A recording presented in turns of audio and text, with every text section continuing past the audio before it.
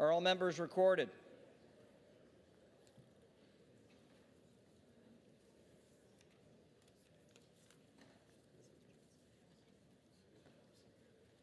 On this roll call, 429 members have recorded their presence. The question now recurs on the election of Speaker. The tellers will please come forward to take their seats once again.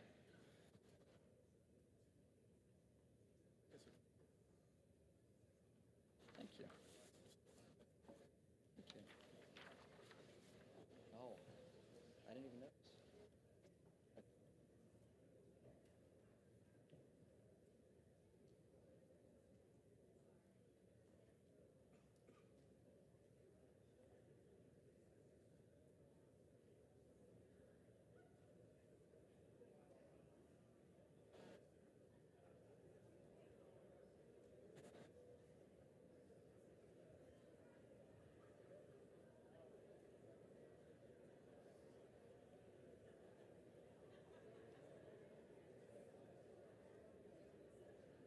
All right.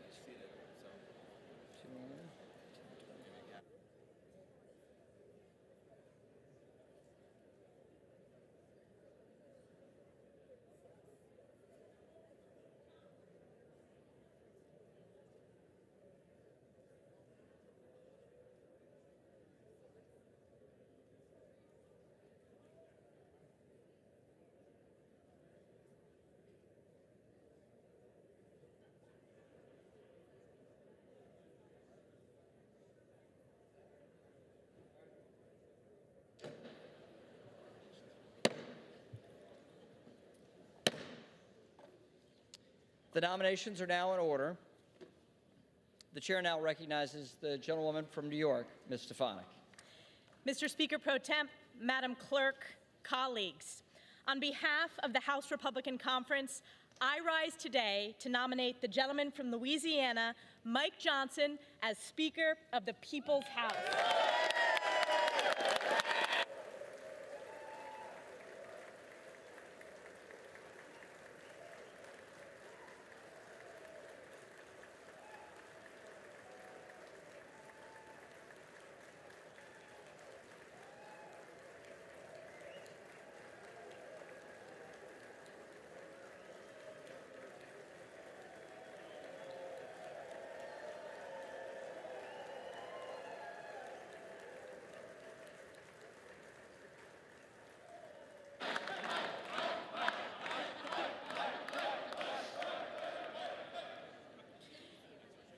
We convene this esteemed body today at a time of great crisis across America, a time of unprecedented challenges in this hallowed chamber, and a time when our most precious ally, Israel's very existence, is under attack from forces of evil. Yesterday, our dear colleague, our former conference chair, our chair of Energy and Commerce, Cathy McMorris Rodgers, nominated Mike Johnson in our conference. And she put it best, and I want to quote her today. She said, quote, "Trust has been broken and we have come to a standstill.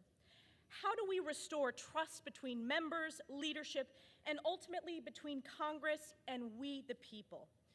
Cathy went on to say, "There's a sense that it cannot be business as usual."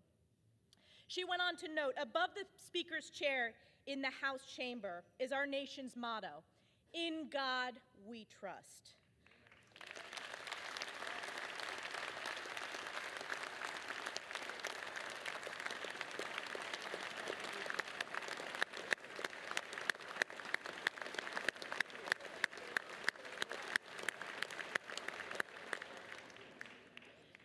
Ms. McMorris Rodgers went on to say, "The times in which we are living demand boldness, unity, and transformational leadership that begins with trust in God and each other. Trust is when the magic happens." In the story of King David, we are reminded that man looks at the outward appearance, but the Lord looks at the heart, end quote. Today is the day that House Republicans will humbly look in our hearts and elect Mike Johnson as Speaker of the People's House.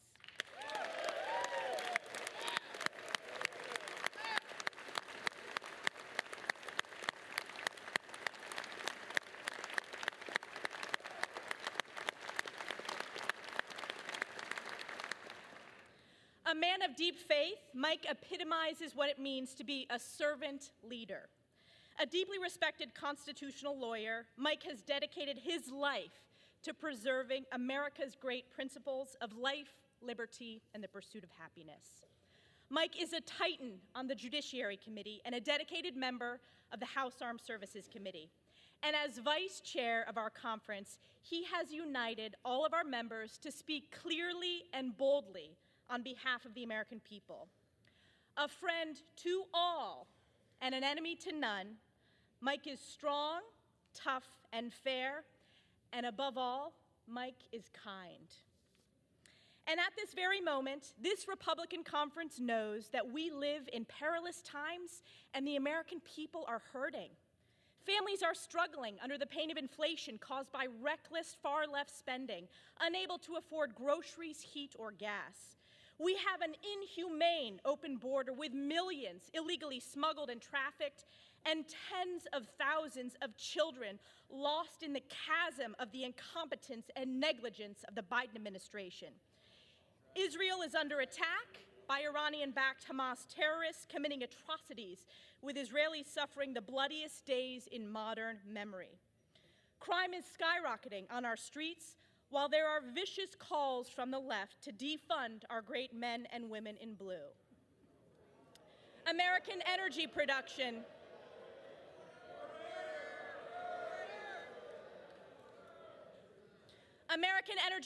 has been crushed by Joe Biden's radical, failed, far-left Democrat policies, causing seniors, farmers, and families to pay more at the pump.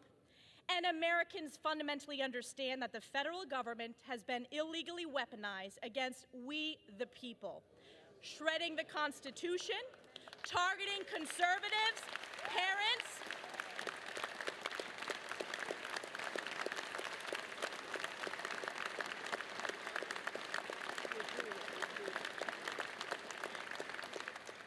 yes, I'll say it again. The federal government has been illegally weaponized against we, the people, shredding the Constitution, targeting conservatives, parents, and even Joe Biden's top political opponent.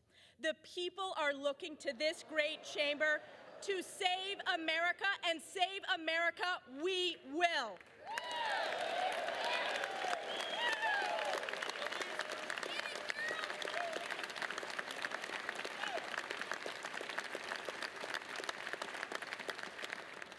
And as we embark on the path ahead, I am reminded of Galatians 6:9. And let us not grow weary of doing good, for in due season we will reap if we do not give up. House Republicans and Speaker Mike Johnson will never give up. Today is the day we get this done. May God bless our next Speaker, Mike Johnson. May God bless the United States of America. And I yield back.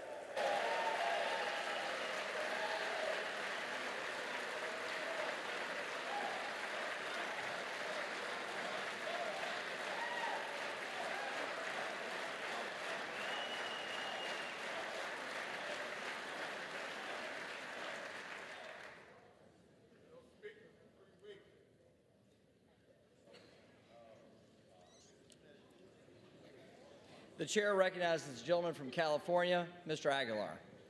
Thank you, Mr. Speaker pro tempore. I notice a little bit more of a smile on your face today than we have in the past.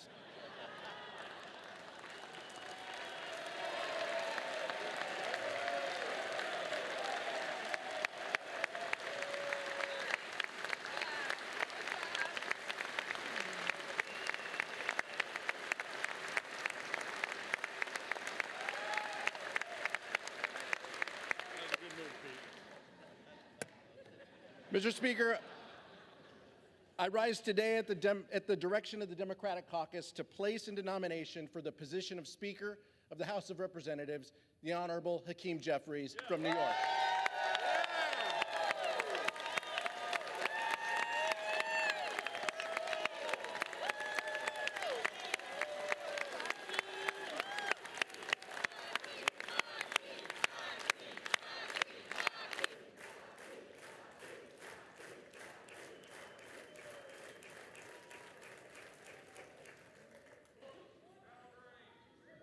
Mr. Speaker,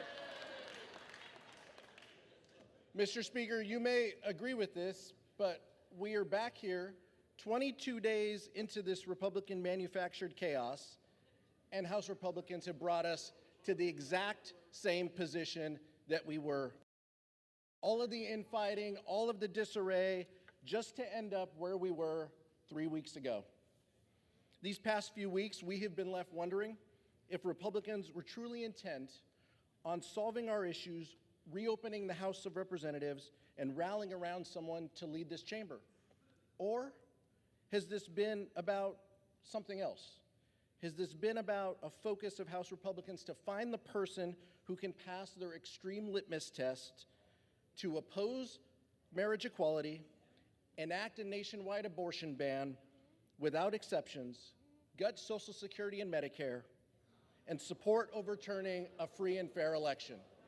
It's a fair question. It's a fair question. No one.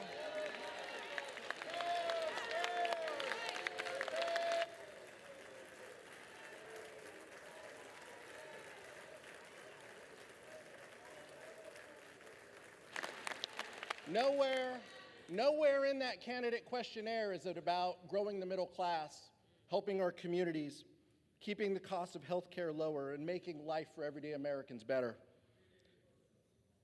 The gentlewoman from New York said it right. This has been about one thing. This has been about who can appease Donald Trump.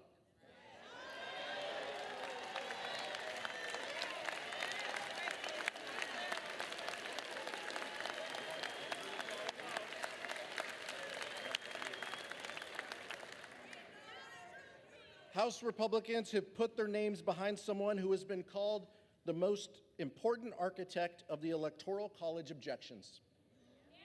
He's spearheaded, that's fair, we know how you feel. Yeah, you've made that clear. He's spearheaded the legal effort, joined by more than 100 of our colleagues on the other side of the aisle, in support of a dangerous and baseless lawsuit to overturn the results of the 2020 election. On the eve of January 6th, some of my Republican colleagues even called this a failed strategy. Yet those same individuals plan to stand right next to him today. Mr. Speaker Pro Tem, House Democrats believe that when members of this body voted to reject the results of the 2020 election, they forfeited their ability to lead this chamber.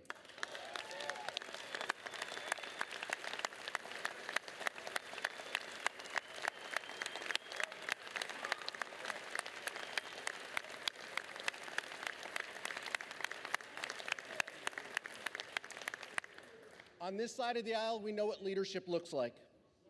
Hakeem Jeffries has never turned his back on the will of the American people.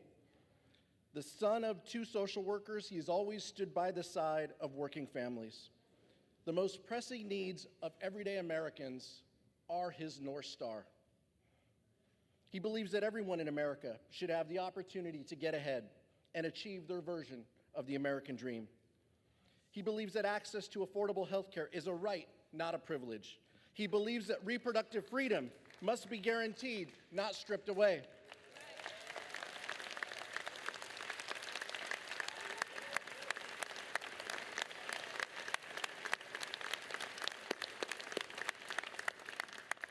He believes that working families, not the wealthy and the well-connected, should be rewarded. He believes in growing the middle class so that everyone can succeed. He believes that our schools and our communities should be safe and free from gun violence.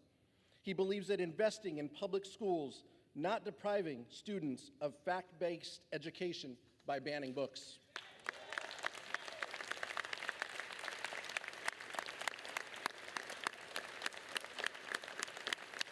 He believes in taking care of our seniors and our veterans, not slashing their benefits. He believes in living up to the promise that America is a beacon of hope and a land of opportunity. He believes in defending democracy against all enemies and adversaries, foreign and domestic.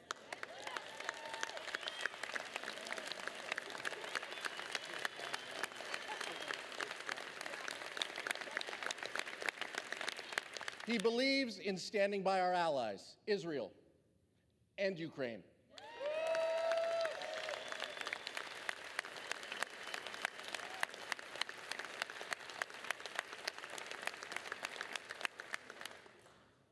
he believes in keeping our government running and open.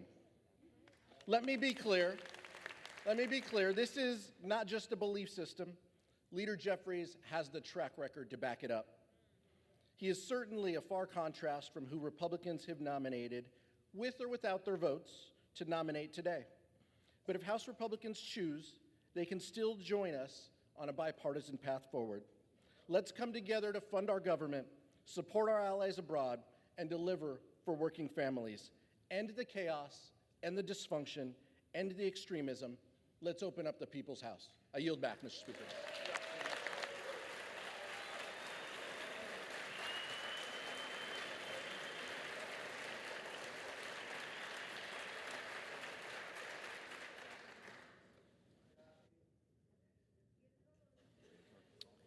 The reading clerk will now call the roll. Adams. Jeffries. Adderholt. Johnson. Aguilar. Jeffries. Alford. Johnson. Allen. Johnson. Allred. Jeffries. Amadei. Johnson. Armstrong. Johnson. Arrington. Johnson. Auchincloss. Jeffries. Babin. Johnson. Bacon. Johnson. Baird. Johnson. Balderson. Johnson. Ballant. Jeffries. Banks. Johnson. Barr. Johnson. Berrigan. Jeffries. Bean of Florida. Johnson. Beatty. Jeffries. Bentz. Johnson. Barra. Jeffries. Bergman. Johnson. Beyer. Beyer. Bice. Johnson. Biggs. Johnson. Bilirakis. Johnson. Bishop of Georgia. Jeffries. Bishop of North Carolina. Johnson. Blumenauer. Jeffries. Blunt Rochester. Jeffries. Boebert. Johnson. Bonamici. Jeffries. Bost. Johnson. Bowman.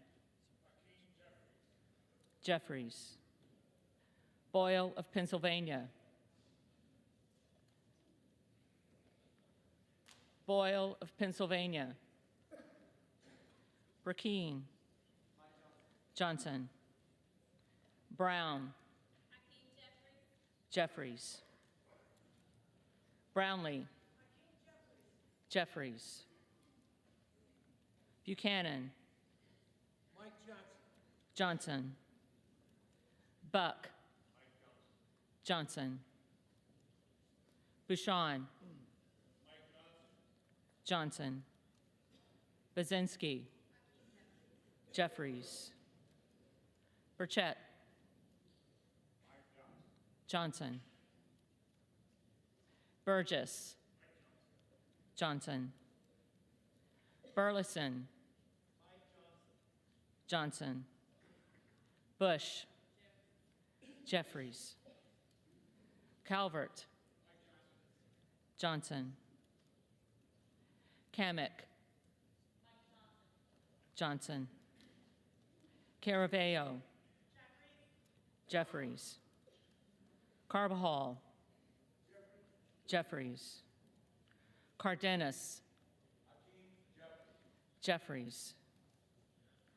Carey. Johnson. Carl. Johnson.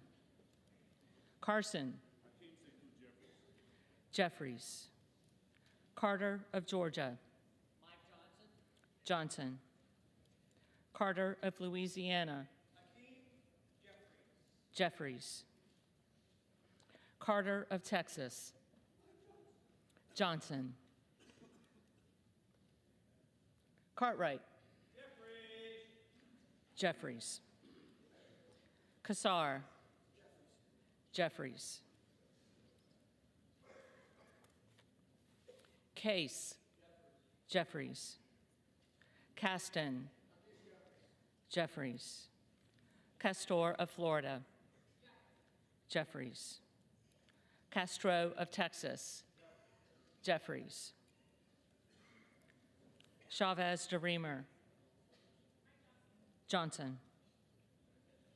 Sherfilis McCormick. Jeffries. Chu. Jeffries. Siscomani. Johnson. Clark of Massachusetts. Jeffries. Clark of New York. Jeffries. Cleaver. Jeffries. Klein. Johnson. Cloud. Johnson. Clyburn. Jeffries. Clyde. Johnson. Cohen. Jeffries. Cole. Johnson. Collins. Johnson. Comer. Johnson. Connolly. Jeffries. Correa. Correa. Costa. Jeffries. Courtney. Jeffries. Craig.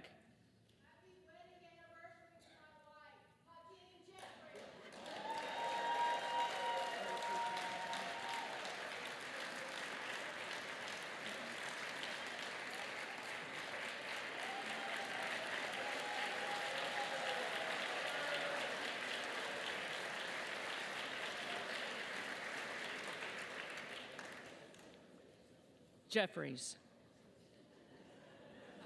Crane. Johnson. Crawford. Johnson. Crenshaw. Johnson. Crockett. Jeffries. Crow. Jeffries. Cuellar. Jeffries. Curtis. Johnson. Davis of Kansas. Jeffries. Davidson. Johnson. Davis of Illinois. Jeffries. Davis of North Carolina. Jeffries. Dean of Pennsylvania. Jeffries. DeGette. Jeffries. Dela Cruz. Johnson. DeLauro. Jeffries. Del Bene. Jeffries. DeLuzio. Jeffries. DeSaulnier. Jeffries. Desjardins. Johnson. Diaz-Pizito. Johnson. Diaz-Balart. Johnson. Dingle. Jeffries. Doggett. Jeffries. Donalds. Johnson. Duarte. Johnson. Duncan. Johnson. Dunn of Florida. Johnson. Edwards. Johnson. Elsie. Johnson. Emmer.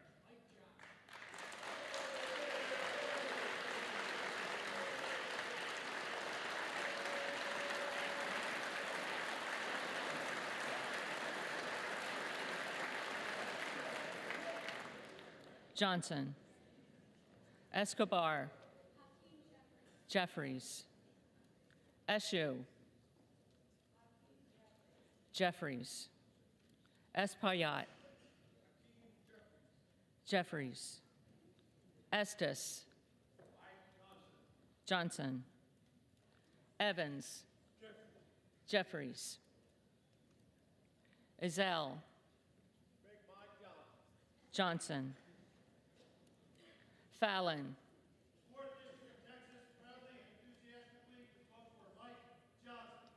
Johnson. Finstra. Johnson.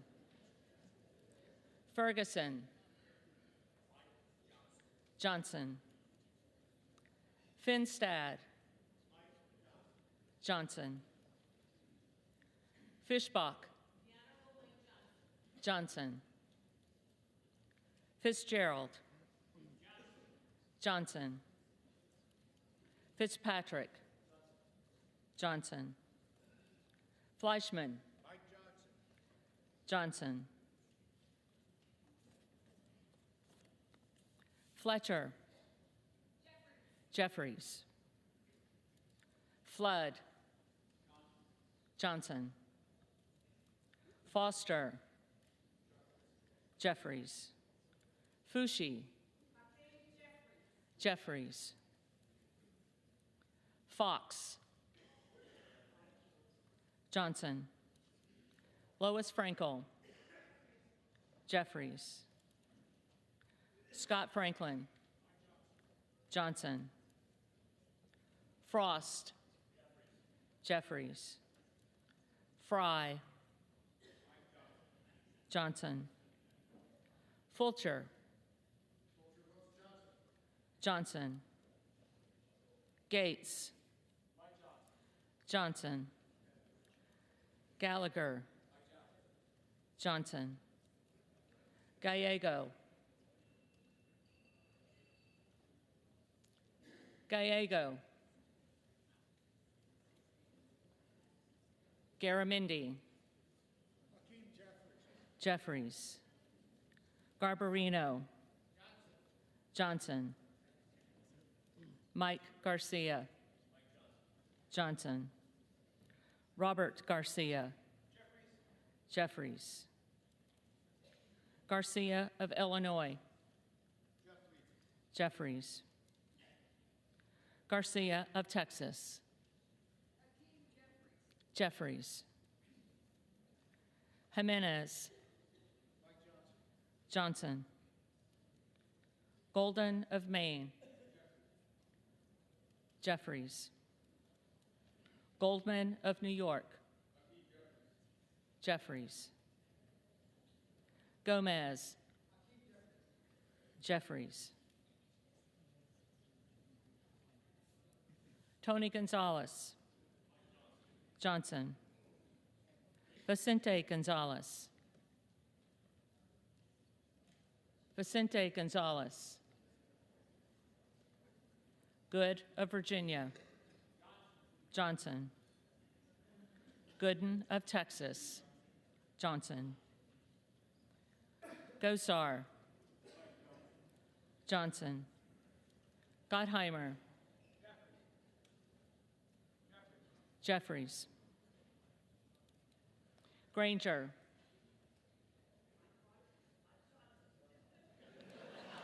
Johnson. Graves of Louisiana. Johnson. Graves of Missouri. Johnson. Green of Tennessee.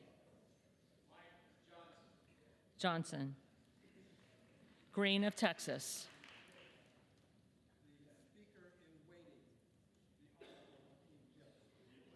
Jeffries. Green of Georgia. Johnson. Griffith. Johnson. Grijalva.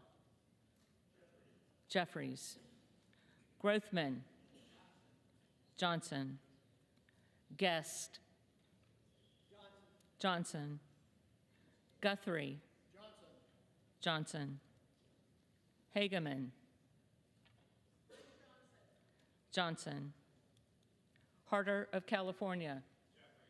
Jeffries. Harris. Johnson. Harsbarger. Johnson. Hayes.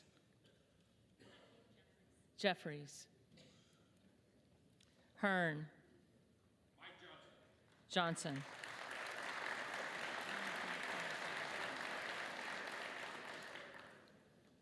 Higgins of Louisiana. Johnson. Higgins of New York. Jeffries. Hill.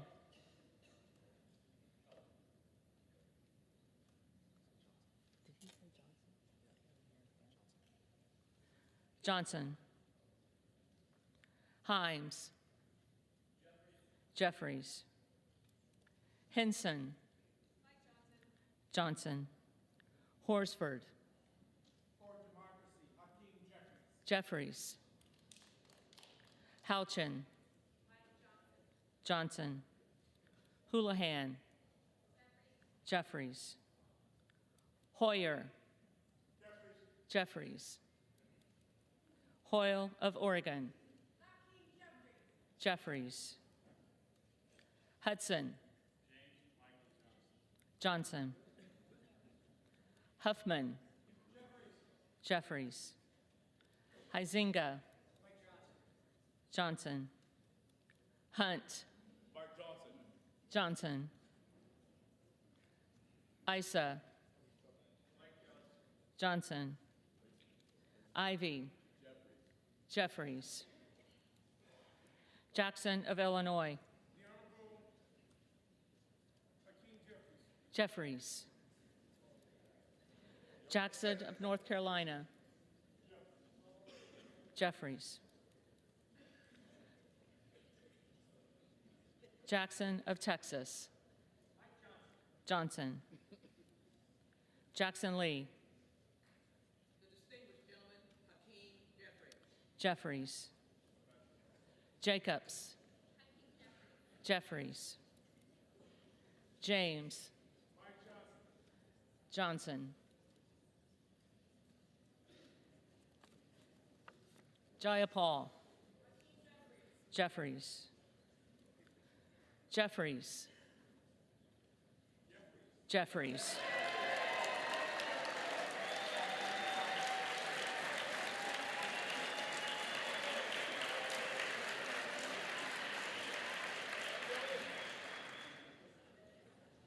Johnson of Georgia.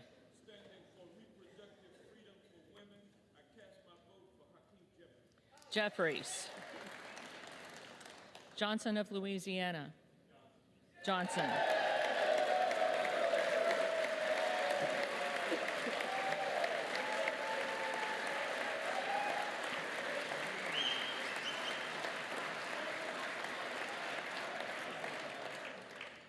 Johnson of Ohio. Johnson. Johnson of South Dakota. Johnson. Jordan. Johnson.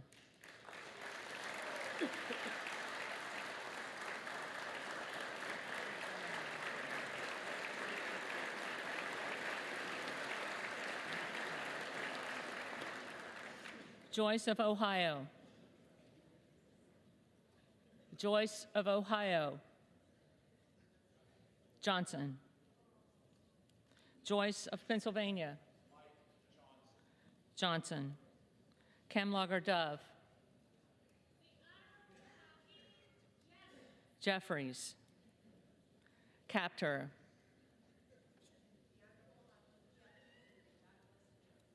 Jeffries. Kane of New Jersey. Johnson. Keating. Jeffries. Kelly of Illinois. Jeffries. Kelly of Mississippi. Johnson. Kelly of Pennsylvania. Johnson. Kana. Jeffries. Kiggins of Virginia. Johnson. Kildee. Jeffries. Kiley. Johnson. Kilmer. Jeffries. Kim of California. Johnson. Kim of New Jersey. Jeffries. Krishnamurthy.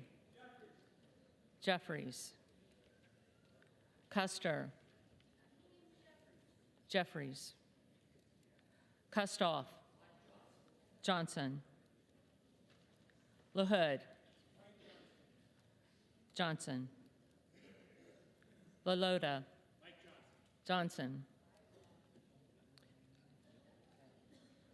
LaMalfa. Johnson. Lamborn. Johnson. Landsman. Landsman. Jeffries.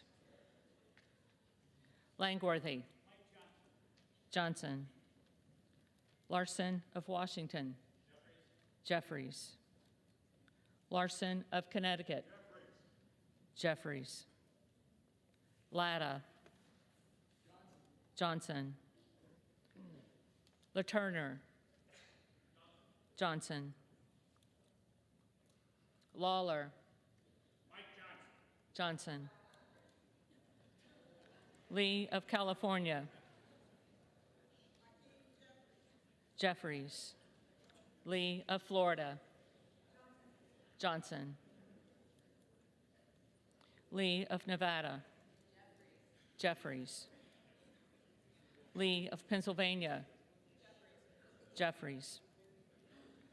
Ledger Fernandez. Jeffries. Lesko. Johnson. Letlow. Johnson. Levin. Jeffries. Liu. Jeffries. Lofgren. Jeffries. Loudermilk. Mike Johnson. Johnson. Lucas. Johnson. Luke Kameyer. Johnson. Luna. Johnson. Luttrell. Johnson. Lynch. Jeffries. Mace. Johnson. Magaziner. Jeffries. Maliotakis. Johnson. Mann. Johnson. Manning. Jeffries. Massey. Johnson. Mast. Johnson. Matsui. Jeffries. McBath.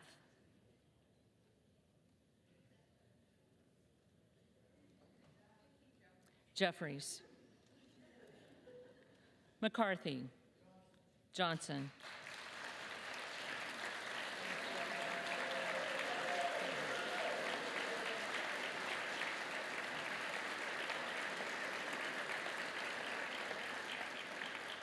McCall. Johnson. McLean. Johnson. McClellan. Jeffries. McClintock. Johnson. McCullum. Jeffries. McCormick. Johnson.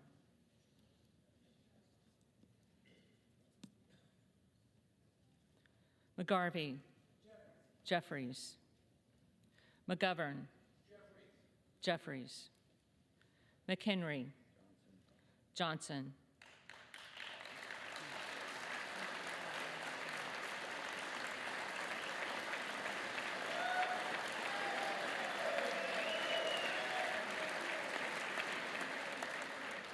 Meeks. Jeffries. Menendez. Jeffries. Ming. Jeffries. Muser. Johnson. Mfume. Jeffries. Miller of Illinois. Johnson. Miller of Ohio. Johnson. Miller of West Virginia. Johnson. Miller Meeks. Johnson. Mills. Johnson. Molinaro. Johnson. Molinar. Johnson. Mooney. Johnson. Moore of Alabama. Johnson. Moore of Utah. Johnson. Moore of Wisconsin. Jeffries. Moran. Johnson. Morelli. Jeffries. Moskowitz. Jeffries. Moulton. Jeffries. Mervan. Jeffries. Mullen. Jeffries. Murphy. Johnson. Nadler. Jeffries. Napolitano. Jeffries. Neal. Jeffries. Neguse. Jeffries. Nels. Johnson. Newhouse. Johnson. Nickel. Jeffries. Norcross. Jeffries. Norman. Johnson. Nunn of Iowa. Johnson.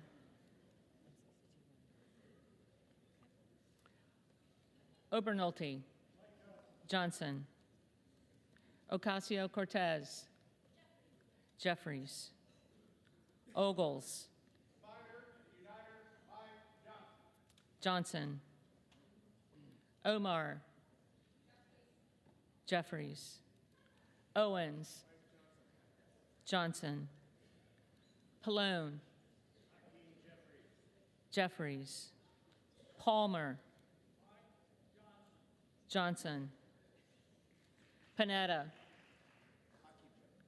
Jeffries. Pappas. Jeffries. Pasquarel.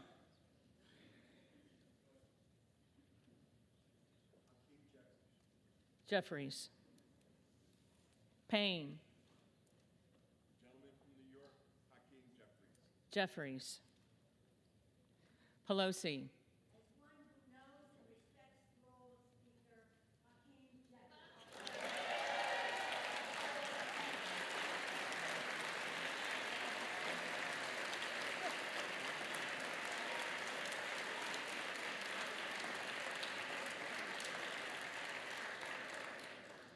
Jeffries. Peltola. Jeffries. Pence. Johnson. Perez. Jeffries. Perry. Johnson. Peters. Jeffries. Pedersen. Jeffries. Pfluger. Johnson. Phillips. Jeffries. Pingree. Jeffries. Pocan. Jeffries. Porter. Jeffries. Posey. Johnson. Presley. Jeffries. Quigley. Jeffries. Ramirez.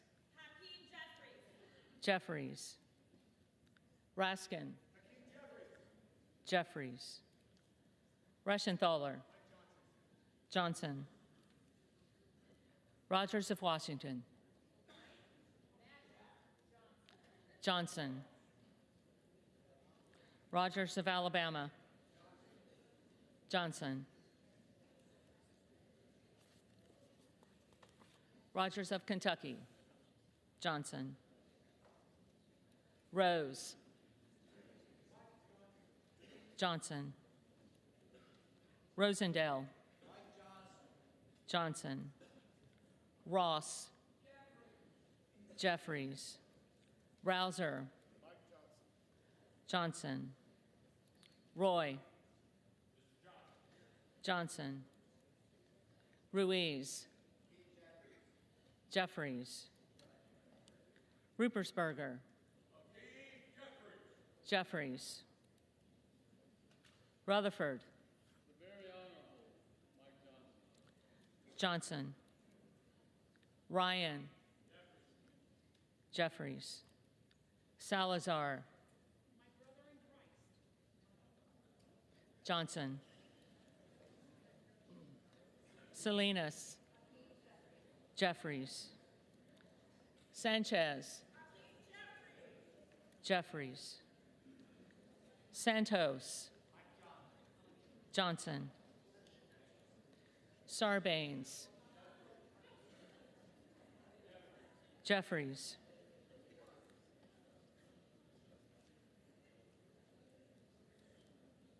Scalise.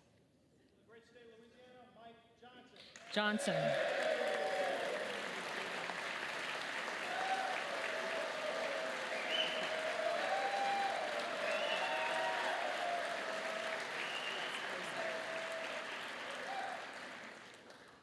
Scanlon. Jeffries. Schakowsky. Jeffries. Schiff. Jeffries. Snyder. Jeffries. Skolton. Jeffries. Schreier. Jeffries. Swikert. Johnson. Austin Scott. Johnson. David Scott. Jeffries. Scott of Virginia. Jeffries. Self. Johnson. Sessions. Johnson. Sewell. Jeffries. Sherman. Jeffries. Sherrill. Jeffries. Simpson. Johnson. Slotkin. Jeffries. Smith of Missouri. Johnson. Smith of Nebraska. Johnson. Smith of New Jersey. Johnson. Smith of Washington. Jeffries. Smucker. Johnson. Sorensen. Jeffries. Soto. Jeffries. Spanberger. Jeffries. Sparts. Johnson. Stensbury. Jeffries. Stanton. Jeffries. Stauber. Johnson. Steele. Johnson. Stefanik. Johnson. Style. Johnson. Stubbe. Johnson. Stevens. Jeffries. Strickland. For the protection of voting rights, Hakeem Jeffries. Jeffries. Strong. Johnson. Swalwell. Jeffries. Sykes. Jeffries. Takano.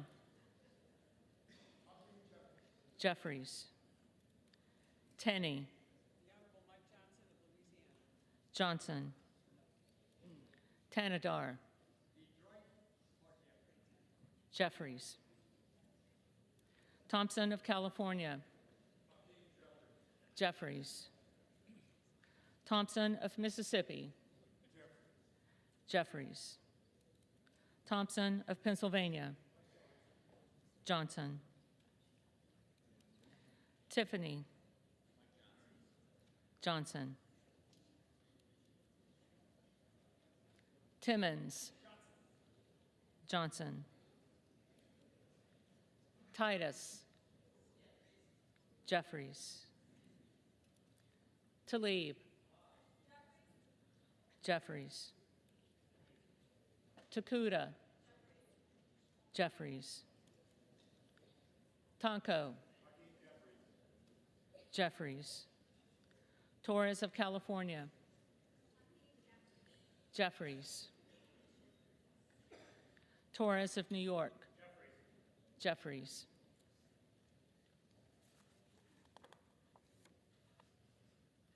Trahan. Jeffries. Trone. Jeffries. Turner. Johnson. Underwood. Jeffries. Valadeo. Johnson. Van Drew. Johnson. Van Dyne. Johnson. Van Orden. Van Orden. Vargas. Jeffries. Vasquez. Jeffries.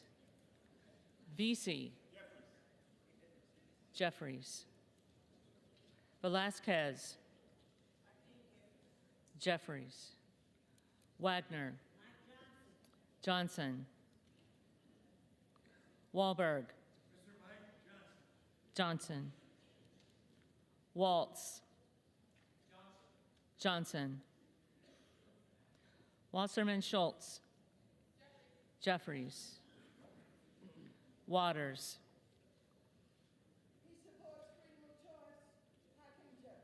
Jeffries. Watson Coleman. As the only candidate who represents the integrity of this House,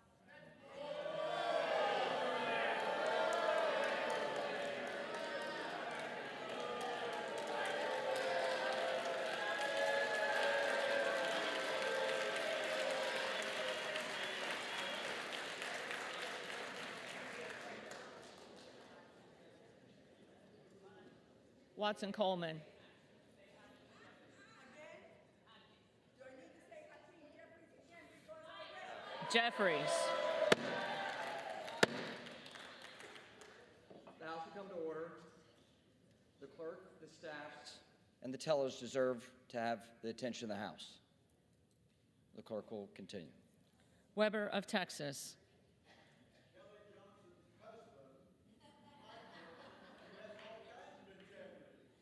Johnson. Webster of Florida. Johnson. Winstrup. Johnson. Westerman. Johnson. Wexton.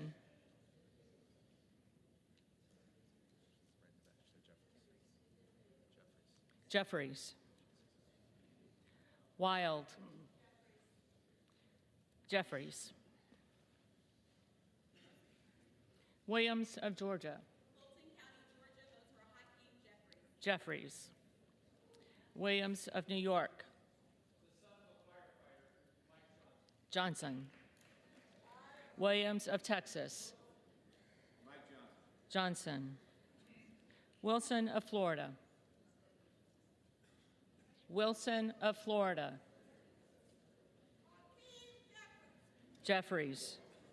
Wilson of South Carolina. Johnson.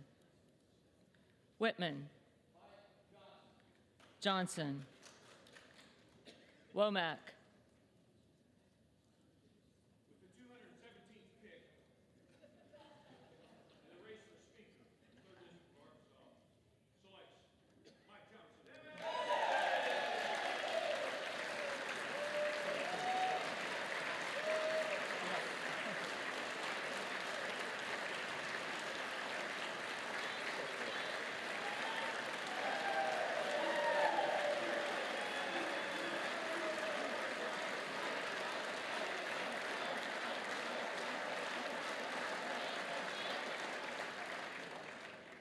Johnson. Yacom.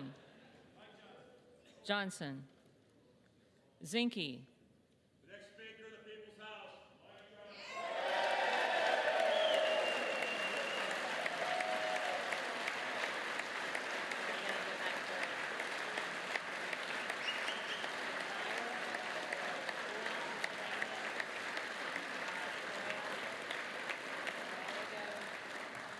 Johnson.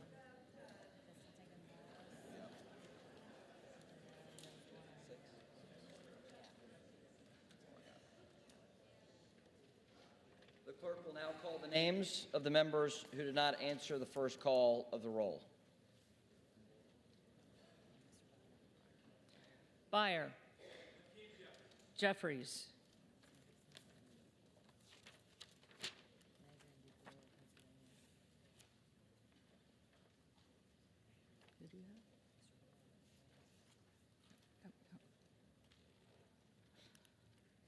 Boyle of Pennsylvania.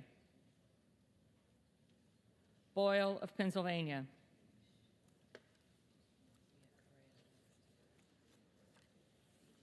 Correa. Correa.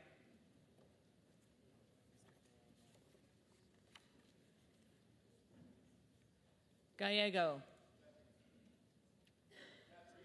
Jeffries.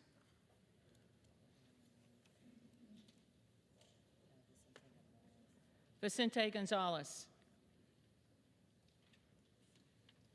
Vicente Gonzalez.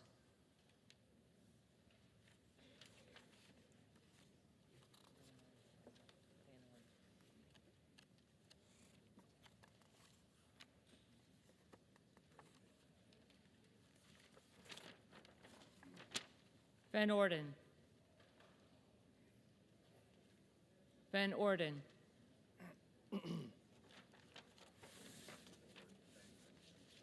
If there are any members who did not answer the call of the roll, they may come to the well and vote at this time.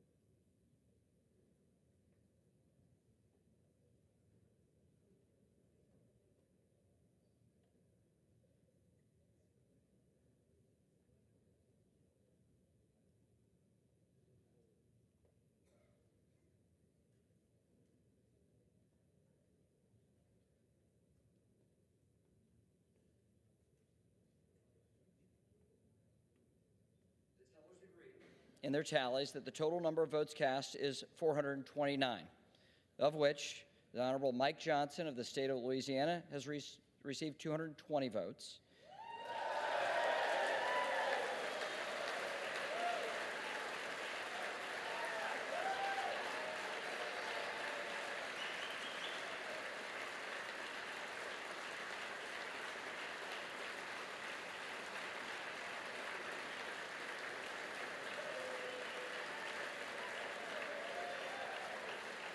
And the Honorable Hakeem Jeffries of the state of New York has received 209 votes.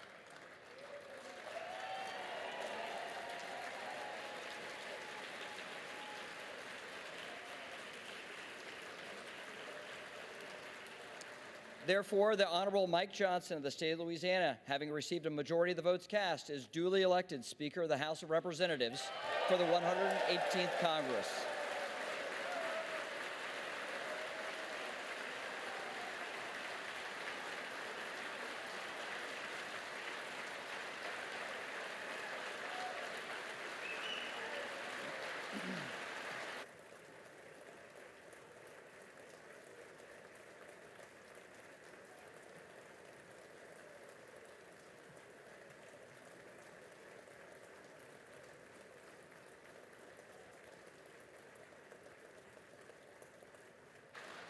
The chair appoints the following committee to escort the speaker-elect to the chair: the gentleman from Louisiana, Mr. Scalise; the gentleman from Minnesota, Mr. Emmer; the gentlewoman from New York, Ms. Stefanik; the gentleman from North Carolina, Mr. Hudson; the gentleman from Alabama, Mr. Palmer; the gentlewoman from Michigan, Mrs. McLean; the gentleman from California, Mr. McCarthy; the gentleman from Florida, Mr. Donalds; the gentleman from Oklahoma, Mr. Hearn; the gentleman from Michigan, Mr. Bergman; the gentlewoman from Washington, Mrs. Rogers; the gentleman from Texas, Mr. Arrington; the gentleman from Texas, Mr. Fallon; the gentleman from New York, Mr. Molinaro; the gentlewoman from Florida, Mrs. Carmack; the gentleman from New York, Mr. Jeffries; the gentlewoman from Massachusetts, Ms. Clark; the gentleman from California, Mr. Aguilar; the gentleman from California, Mr. Liu; the gentlewoman from Washington, Ms. Delbene;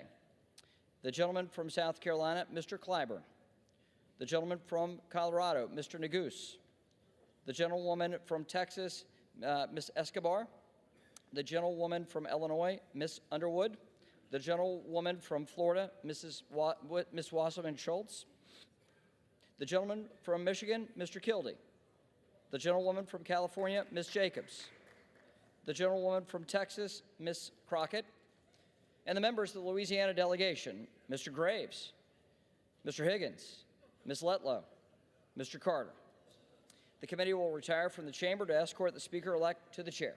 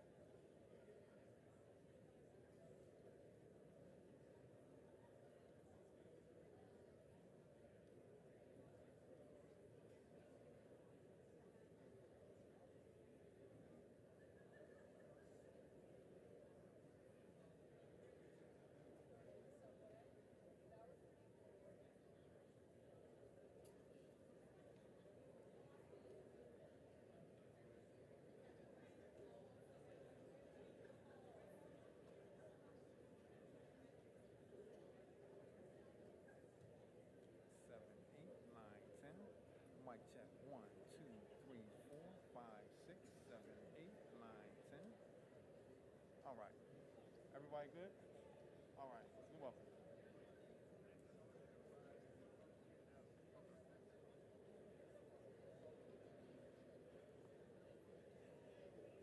Ready? Mic check. 1, 2, 3, 4.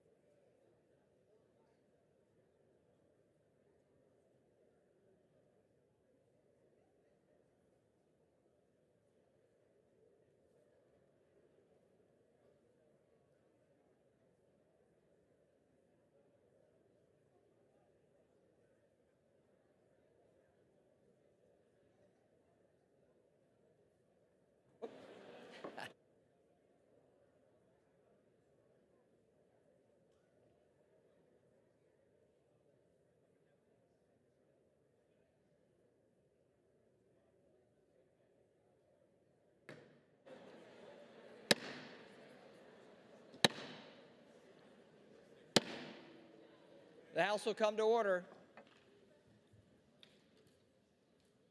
Sergeant of Arms. Mr. Speaker, the Speaker-elect Mike Johnson from the state of Louisiana.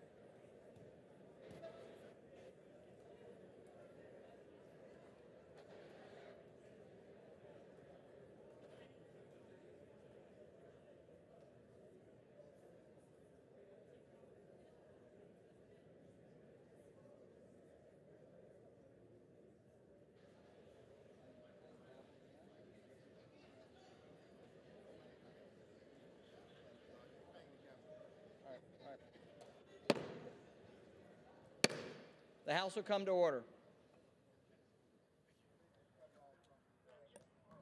The internal part? Okay, there we go. You guys can hear me now, testing.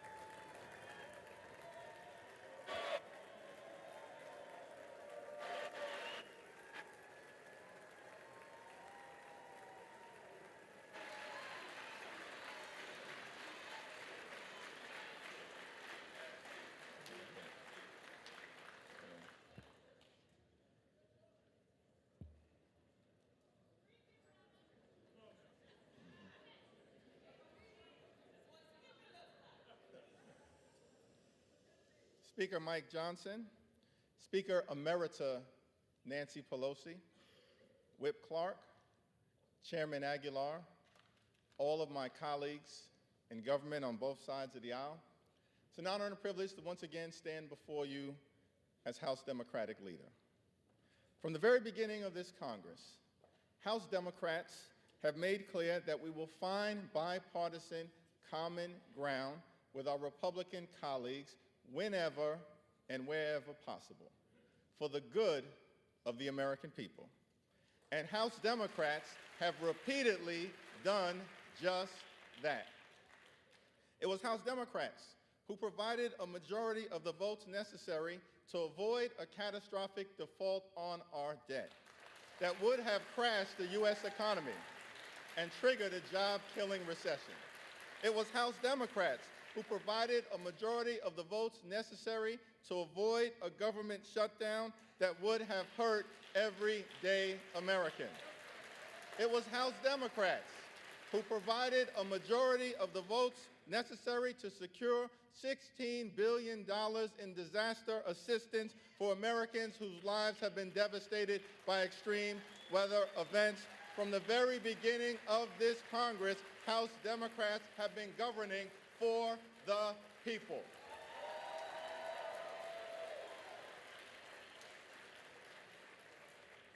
We continue to look forward to finding bipartisan common ground whenever and wherever possible. House Democrats will continue to partner with President Biden and Senate Democrats to put people over politics.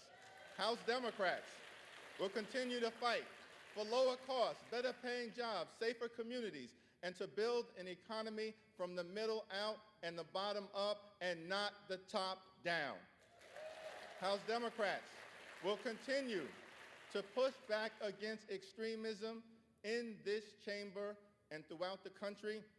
House Democrats will continue to protect Social Security, protect Medicare, protect Medicaid, protect our children, protect our climate, protect low-income families, protect working families, protect the middle class, protect organized labor, protect the LGBTQ community, protect our veterans, protect older Americans, protect the Affordable Care Act, protect the right to vote, protect the peaceful transfer of power, protect our democracy, and protect a woman's freedom to make her own reproductive health care decisions.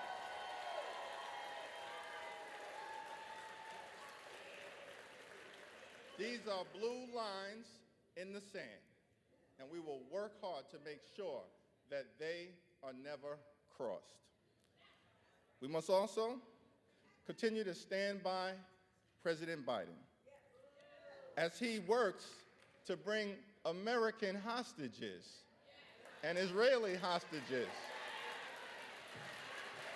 held by Hamas back home.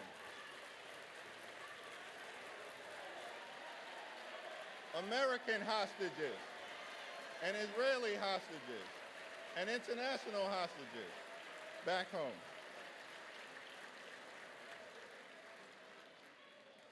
We must also stand by our friends on the international stage. And we have no better friend in the Middle East than the State of Israel.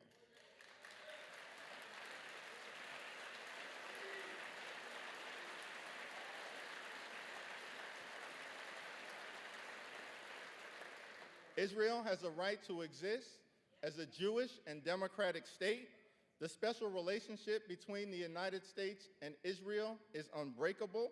Our commitment to Israel's security is ironclad, and Israel has a right to defend itself under the international rules of war against the brutal terror unleashed on its citizens by Hamas.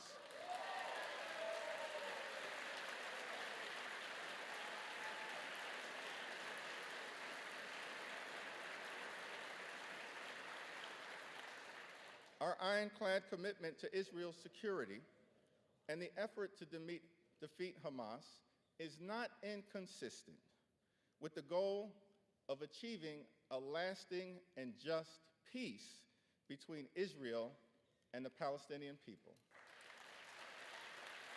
In many ways, it is a necessary ingredient because Hamas is not good for Israel. Hamas is not good for America. Hamas is not good for the free world. Hamas is not good for the democratic aspirations of the Palestinian people.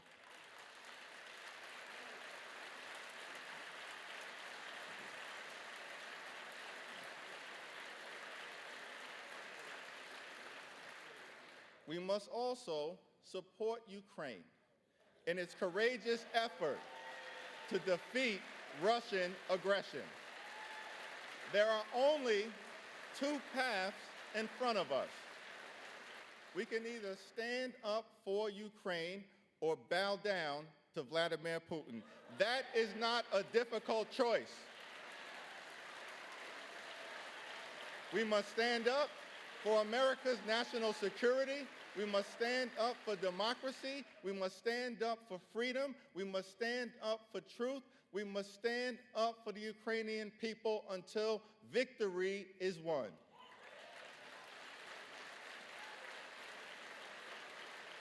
It is my expectation that in the next week or so, the Senate will send over for consideration a bipartisan national security funding package for Israel, Ukraine, and our other allies throughout the free world. That also includes humanitarian assistance for Palestinian civilians and others who may be in harm's way. The House of Representatives should take up this national security package and humanitarian relief package immediately, in totality, and without delay. The time for gamesmanship is over. The time for brinksmanship is over. The time for partisanship is over. It's time to get back to doing the business of the American people.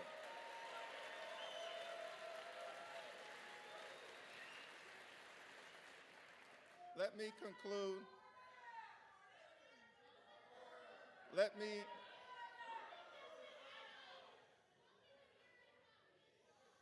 me conclude with an observation about the state of our democracy. Joe Biden won the 2020 presidential election. He's doing a great job under difficult circumstances, and no amount of election denialism will ever change that reality. Not now, not ever.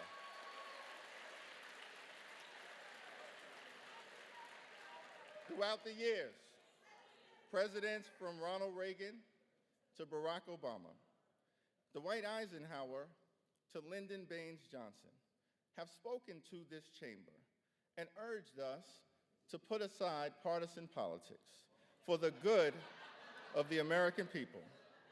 President Lincoln spoke to this Congress on December 1st, 1862, in the middle of the Civil War, and noted that we in this institution had the power and bore the responsibility to save the Union. The stakes were high. As articulated by President Lincoln, we could either nobly save or meanly lose America as we know it, the last best hope on earth. This is a turbulent time in the American journey, and we have but one charge to keep during this moment of great fragility. Our union must be sustained. Our union must be strengthened. Our union must succeed. There are many throughout this country who are understandably alarmed at the turbulence of the moment, at the chaos, the dysfunction, and the extremism that has been unleashed in this chamber from the very beginning of this Congress. But this too shall pass. Our country has often confronted adversity, and the good news is we always find a way to make it to the other side. We faced adversity in the 1860s, in the middle of the Civil War, when the country was literally tearing itself apart. We faced adversity in October of 1929, when the stock market collapsed, plunging us into a Great Depression. We faced adversity in December of 1941, when a foreign power unexpectedly struck, plunging us into a world war with the evil empire of Nazi Germany. We faced adversity in the Deep South in the 1950s and 60s, when the country was struggling to reconcile the inherent contradictions between Jim Crow segregation and the glorious promises of the Constitution. We faced adversity on September 11th, 2001, when the towers and the Pentagon were unexpectedly struck, killing thousands of lives in an instant. We faced adversity right here in the House of Representatives, when on January 6, 2021, a violent mob of insurrectionists, incited by some in this chamber, overran the House floor as part of an effort to halt the peaceful transfer of power. Every time we faced adversity, the good news here in America is that we always overcome. That is the power of American exceptionalism. That is why America is the land of the free and the home of the brave. That is why I remain optimistic about the future of this country. That is why America is the last best hope on earth. God bless you. God bless the House of Representatives. God bless the United States of America.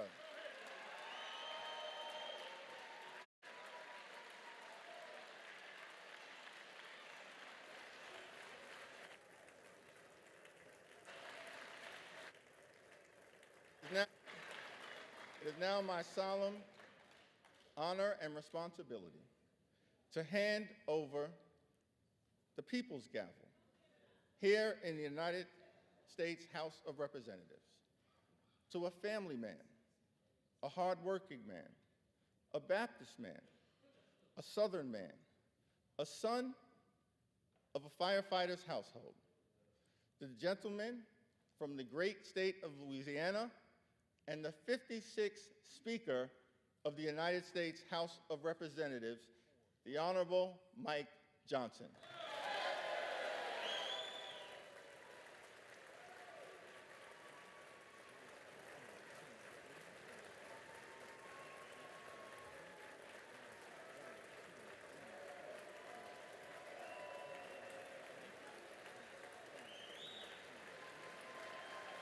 Thank you.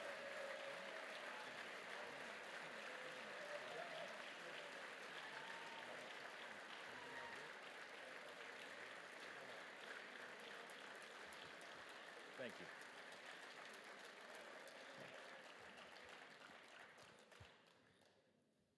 Thank you all. First, a few words of gratitude. I want to thank Leader Jeffries. I do look forward to working with you on behalf of the American people. I know we see things from very different points of view, but I know that in your heart you love and care about this country and you want to do what's right. And so we're going to find common ground there, all right?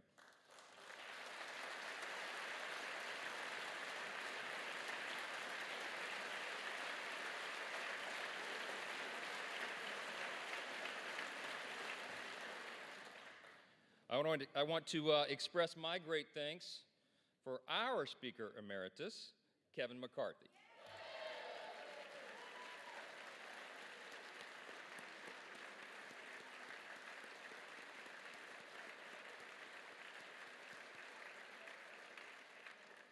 Kevin has dedicated over 2 decades of his life to selfless public service, 16 of those years in this House.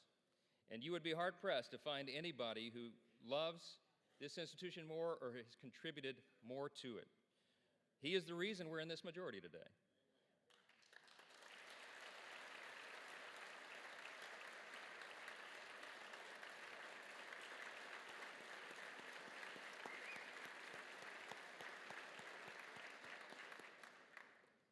His impact can never be overstated, and I want to thank him for his leadership, his friendship, and the selfless sacrifice that you and Judy have made for so many years. You helped build it, Kevin, and we owe you a great debt of gratitude. I want to thank the dedicated and overworked staff of this beleaguered House.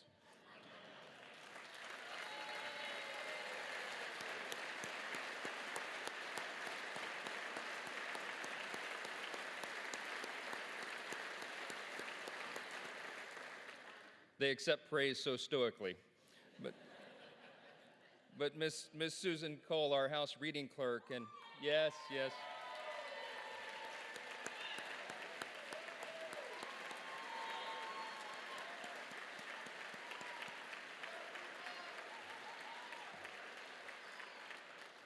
Listen, all the clerks and all the staff, you know they're terribly overworked. This has been a grueling process, but they have served an integral role in keeping our republic, and we thank them for that service. I know we all do. I want to thank my dedicated wife of almost 25 years, Kelly. She's not here. We couldn't get a flight in time. This happened sort of suddenly. But we're going to celebrate soon. She spent the last couple of weeks on her knees in prayer to the Lord, and she's a little worn out. We all are. I want to thank our children, Michael and Hannah and Abby and Jack and Will. All of our children sacrifice. All of them do, and we know that. And there's not a lot of perks to being a member of Congress's kid, right? And so I want to thank all of your families as well for what they endure and what they've had to endure for the last few weeks. We've been here a while. Yeah.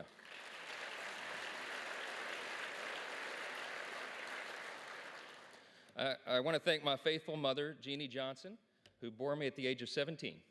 And my brothers, Chris and Josh, and my sister, Laura, and all their families, and all of our extended family. In Louisiana, family's a big deal, and we got a bunch of them. I especially want to thank all the extraordinary people of the great state of Louisiana. We have never had a Speaker of the House hail from our state, and so they've been lifting us up. I thank the people of Louisiana for the opportunity to serve you in Congress, and I'm humbled by your continuous support. We will make you proud. To my colleagues, I want to thank you all for the trust that you have instilled in me to lead us in this historic and unprecedented moment that we're in. The challenge before us is great, but the time for action is now, and I will not let you down.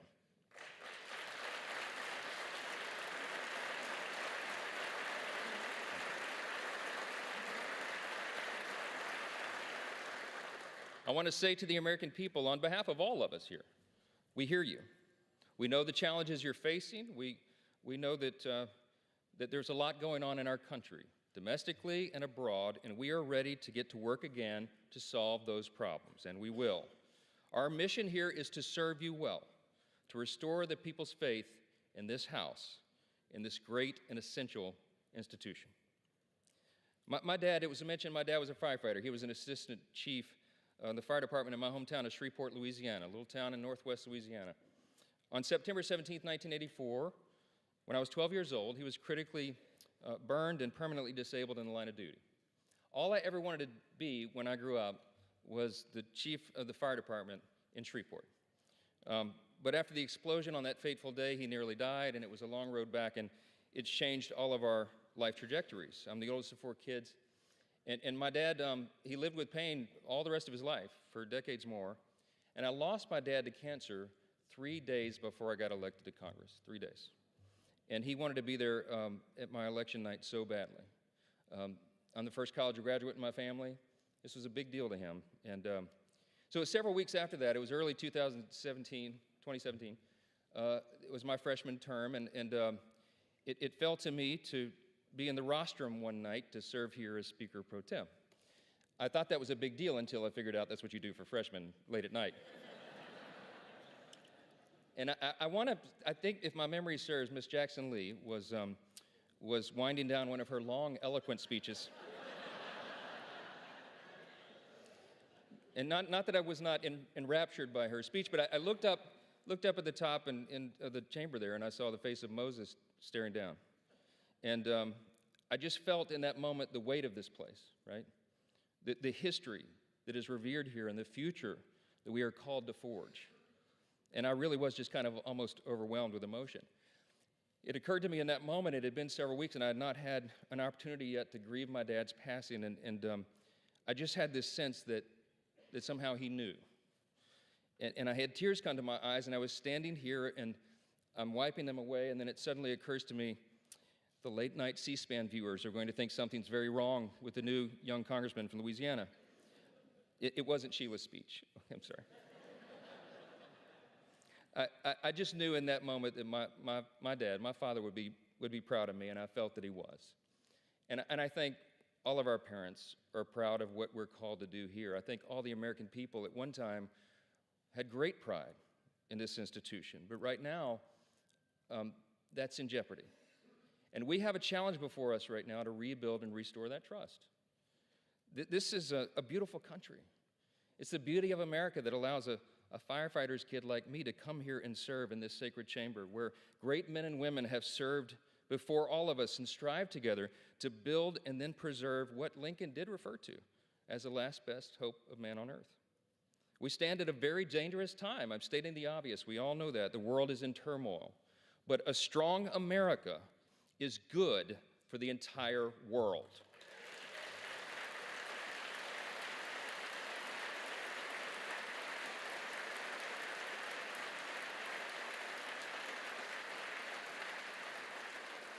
We are the beacon of freedom, and we must preserve this grand experiment in self-governance. It still is. We're only 247 years into this grand experiment. We don't know how long it will last, but we do know that the founders told us to take good care of it.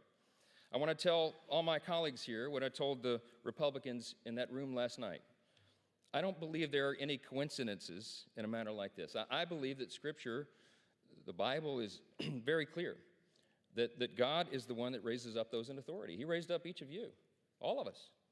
And I believe that God has ordained and allowed each one of us to be brought here for this specific moment in this time. This is my belief. I believe that each one of us has a huge responsibility today to use the gifts that God has given us to serve the extraordinary people of this great country, and they deserve it, and to ensure that our republic remains standing as the great beacon of light and hope and freedom in a world that desperately needs it.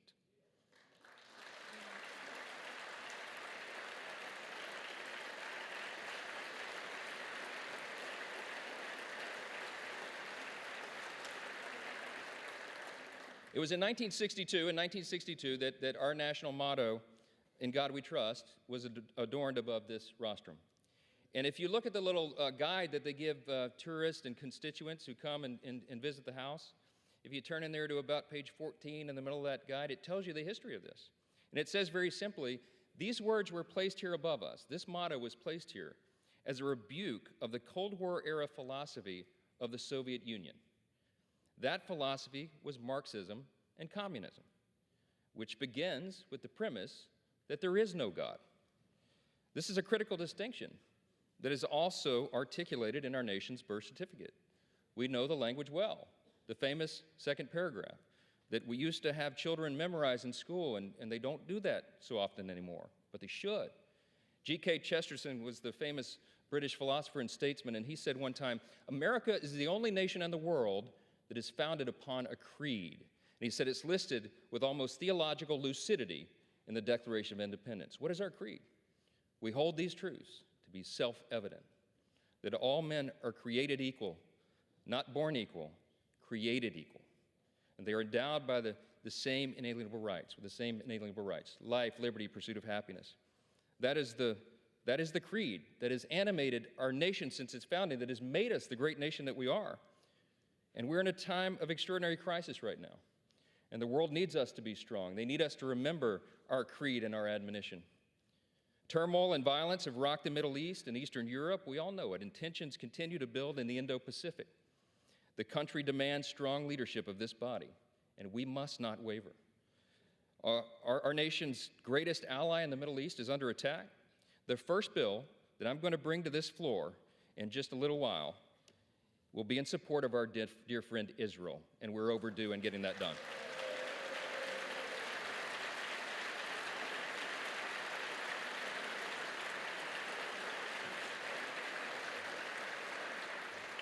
We're going to show not only Israel, but the entire world that the barbarism of Hamas that we have all seen play out on our television screens is wretched and wrong, and we are going to stand for the good in that conflict.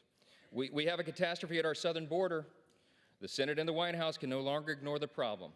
From Texas to New York, wave after wave of illegal migrants are stressing our communities to their breaking points. We know that our streets are being flooded with fentanyl, and all of our communities, children, and even adults are dying from it. The status quo is unacceptable. Inaction is unacceptable, and we must come together and address the broken border. We have to do it.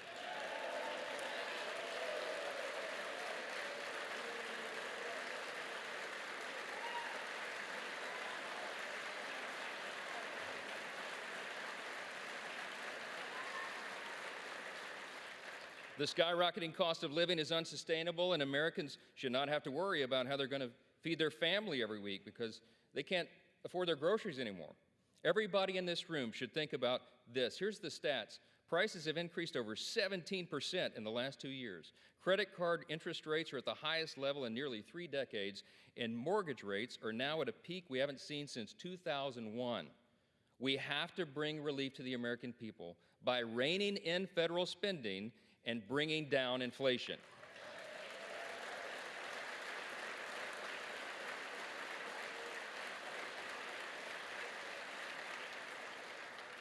The greatest threat to our national security is our nation's debt. And while we've been sitting in this room, that's right, the debt has crossed almost $33.6 trillion. In the time that it's going to take me to deliver this speech, we'll go up another $20 million in debt. It's unsustainable. We have to get the country back on track. Now, we know this is not going to be an easy task, and tough decisions will have to be made. But the consequences, if we don't act now, are unbearable. We have a duty to the American people to explain this to them so they understand it well. And we are going to establish a bipartisan debt commission to begin working on this crisis immediately.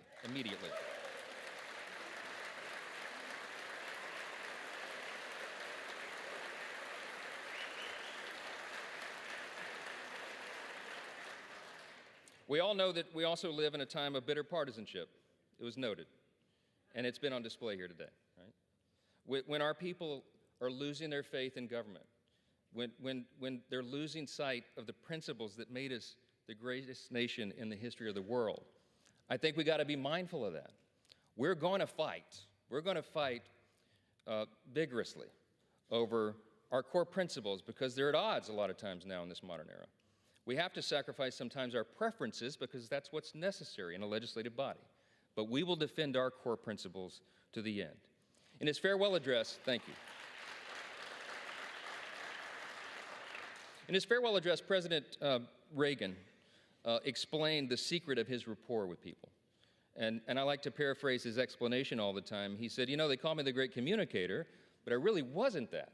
He said, I was just communicating great things. And they're the same great things that have guided our nation since its founding. What are those great things?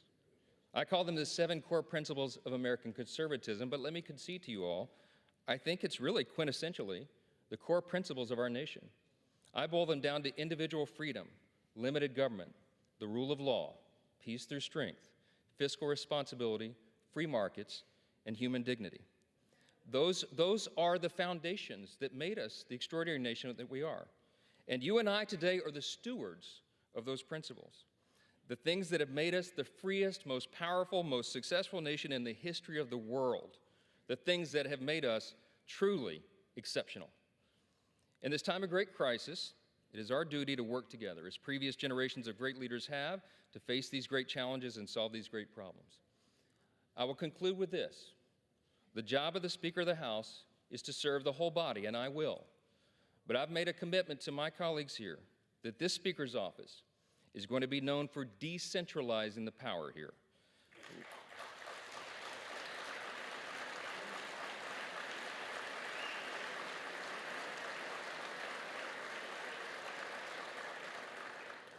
My office is going to be known for members being more involved and having more influence in our processes and all the major decisions that are made here, for predictable processes and regular order. We owe that to the people. That's right. And I want to make this commitment to you, to my colleagues here and on the other side of the aisle as well. My office is going to be known for trust and transparency and accountability, for good stewardship of the people's treasure, for the honesty and integrity that is incumbent upon us, all of us, here in the people's house. Our system of government is not a perfect system. It's got a lot of challenges, but it is still the best one in the world, and we have an opportunity to preserve it.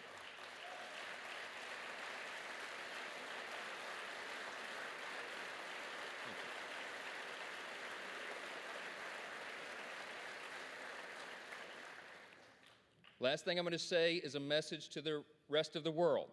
They have been watching this drama play out for a few weeks. We've learned a lot of lessons, but you know what? Through adversity, it makes you stronger. And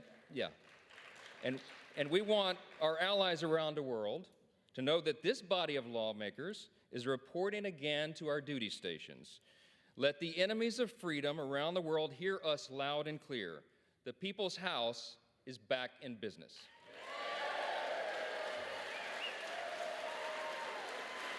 Thank you. Thank you.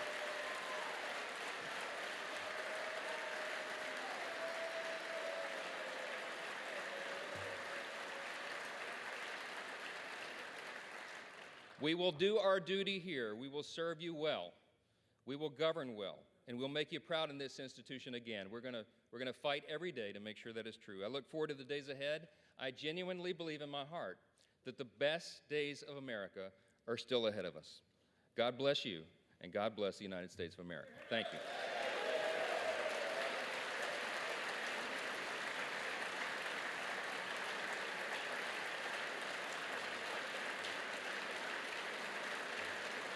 Thank you. I'm now ready to take the oath of office, and I ask the Dean of the House of Representatives, the Honorable Harold Rogers of Kentucky, to please administer the oath of office. Mr. Speaker designee, congratulations on your election. Thank you, sir. When our founding fathers chose a bold, new, and innovative new self-rule government, it was met by deep skepticism by the world's monarchs. They said self-rule is only a dream. Our founders said they're right. It's the American dream. Amen.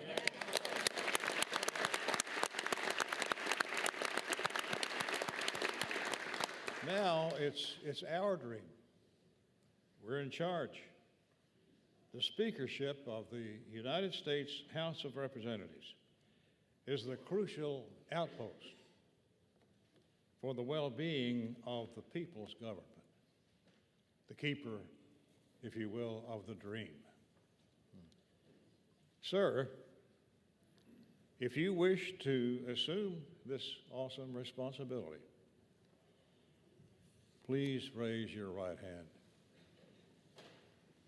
Do you solemnly swear that you will support and defend the Constitution of the United States against all enemies, foreign and domestic, that you will bear true faith and allegiance to the same, that you take this obligation freely without any mental reservation or purpose of evasion, and that you will well and faithfully discharge the duties of the office on which you are about to enter. So help you God? I do, so help me God. Congratulations, Mr. Speaker.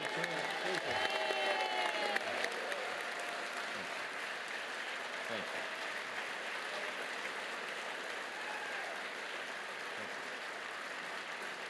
You get the next.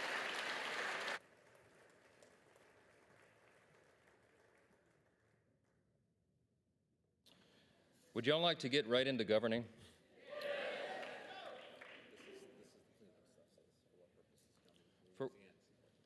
For what purpose does the gentleman from Louisiana seek recognition? Mr. Speaker, that is a nice ring to it, by the way. Mr. Speaker, I offer a privileged resolution to notify the Senate of the election of Mike Johnson as Speaker of the House of Representatives and ask for its immediate consideration. The clerk will report the resolution. House Resolution 810. Resolve that a message be sent to the Senate to inform that body that Mike Johnson, a representative from the state of Louisiana, has been elected Speaker of the House of Representatives. Without objection, the resolution is agreed to, and the motion to consider is laid on the table. For what purpose does the gentleman from Louisiana seek recognition? Mr. Speaker, to notify President Biden of the election of Mike Johnson as Speaker of the House, I offer a privileged resolution and ask for its immediate consideration. The clerk will report the resolution. House Resolution 811. Resolve that the clerk be instructed to inform the President of the United States that the House of Representatives has elected Mike Johnson, a representative from the state of Louisiana, Speaker of the House of Representatives. Without objection, the resolution is agreed to, and the motion to reconsider is laid on the table. Thank you.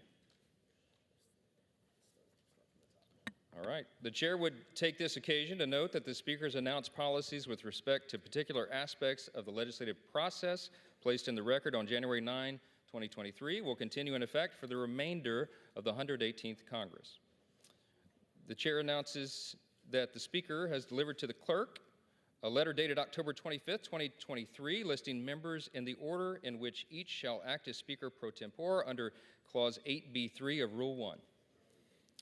The Chair lays before the House a communication. The Honorable, the Speaker, House of Representatives. I hereby designate Representative Steve Scalise to exercise any authority regarding assembly, reassembly, convening, or reconvening of the House pursuant to House Concurrent Resolution 1, Clause 12 of Rule 1, and any concurrent resolution of the concurrent Congress as may contemplate my designation of members to exercise similar authority. In the event of the death or inability of that designee, the alternate members of the House listed in the letter bearing this date that I have placed with the clerk are designated in turn for the same purpose. Signed sincerely, Mike Johnson, Speaker. The Chair lays before the House a communication. The Honorable Kevin F. McCumber, Clerk of the House, Washington, D.C.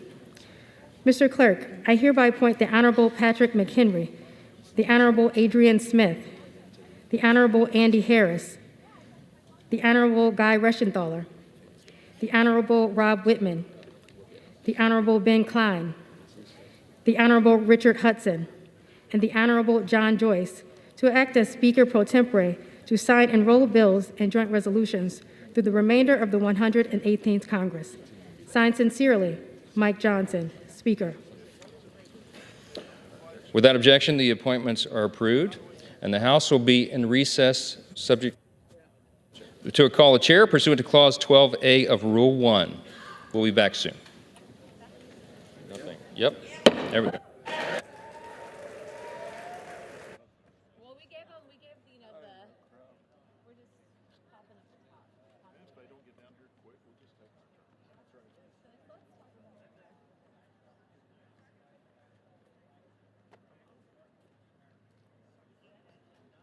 I like the way that smells. You can stay close. It's nice, isn't it? It is. No, I don't. So Anthony's like, get here. So I ran him back, ran him back. Feel like a ping pong ball. But he's doing good. Yeah. Never ends. He's so chill though, like unless you feel like you just mix it. And he's I just saw it on my. Is Adam still chill? Adley. She's our chillest child. So yeah, I feel like the temperature I is think good. and then Drew screamed for the first 6 months. Don't scare me with that. They're all different. No, he hasn't started that. He's not going to. No, he's so I'm telling you, like unless even but like he doesn't. It's not crazy.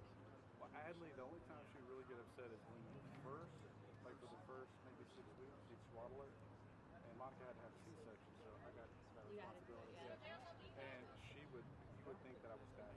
She would blood curdling screams, and then she would realize, oh, and then she would be out. I mean, it was like that for 6 weeks. So I stopped putting his hands in because Henry rolls to his side, and then I was like, I'm afraid he's gonna smuggle himself. But now he like puts his hands up, so he does like this like barrel of monkeys thing. Where you're like barrel of monkeys. Drew, on the other hand, yelled when he was hungry, yelled when he was full, He does, yeah. yelled when he had a poop. I mean, He's vocal.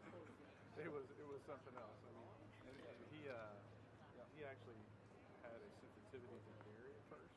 So Monica, we put a lot of milk and cheese in our house. Yeah, that's how Henry is. He'll throw up if I have milk.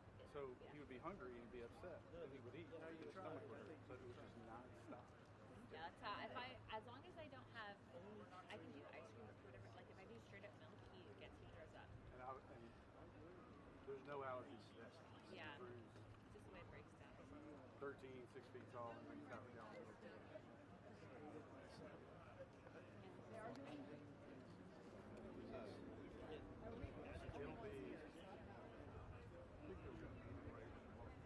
Because they were telling people about The 118th Congress.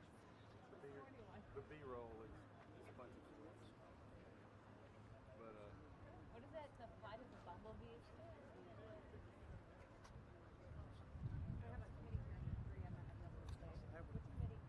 Oh yeah, but I have an introduction.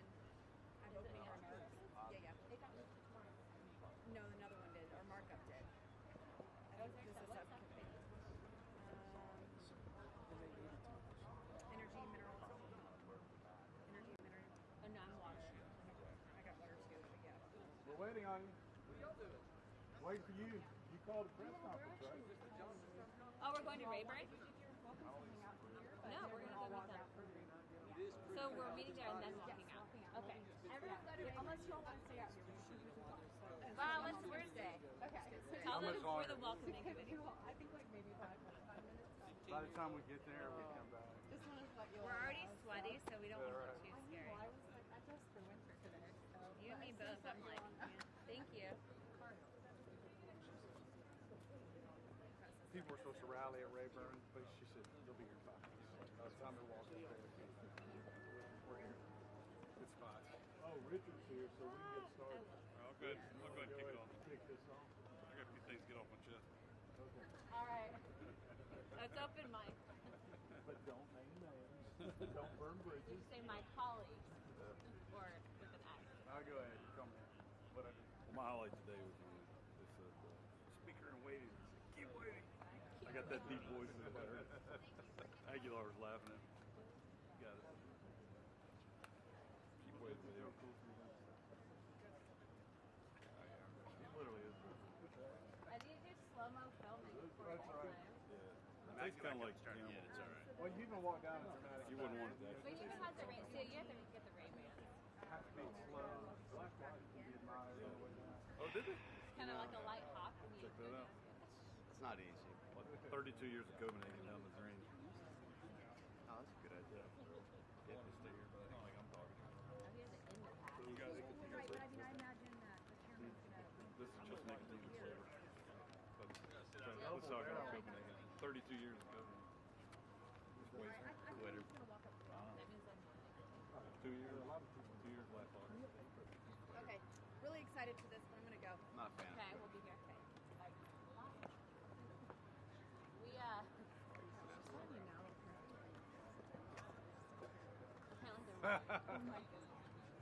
oh, okay. Well, we'll do that. That's all good. We're just talking about babies and diapers. Yeah. In that It's all case, I'll go It's down not there and too make a sporty, but comment. thank you. Hot mic. We want to avoid hot mics. That's Can they hear us? Just you. Just me. Or did somebody punk us? Like, Always assume No, that they're it's hot. making they're all walking So I guess out. you're all wondering why I invited you here. For sure. 5 of us are going to do a motion to vacate here. So. We just don't want to get back. Too soon. Too soon. We're not gonna bring that up. It's Too been soon. 15 MTV minutes and would he talk. hasn't upheld any. The national debt's going That's up not $20 true. million since He was, became he was transparent who his Speaker Pro Tem is going to be. No one else. Very knows. transparent. I That actually thought about vacating him when he put my name on this list. You know what? I wouldn't have blamed you on that one. Luckily, I was going to pour it down. So is there gonna be a barbecue in Louisiana Cajun cooking for the There should be every celebration week. or something? Absolutely I'm on should. Friday I after gotta say, before one the. of my buddies. Okay. Yeah, there should be a. Be careful, Corey. Oh, I'm not worried. I got the same house.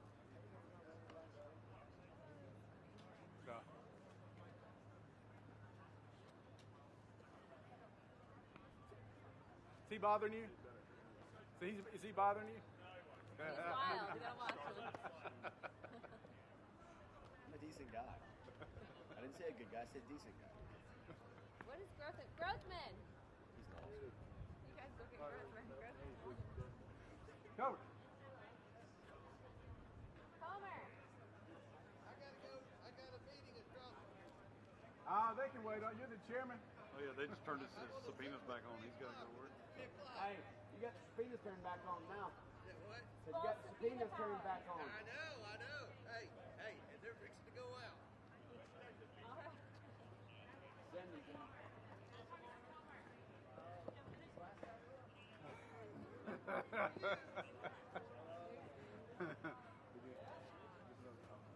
You know, it's just, for me, I hate arriving before you I said that. I was do like, too. no, he My didn't. constructor was like, come out there. Now we're hot.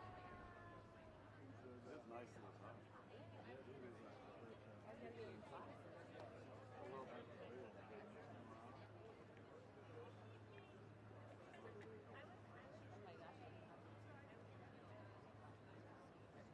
It's all right. It's not. I ran out mid. Like, what?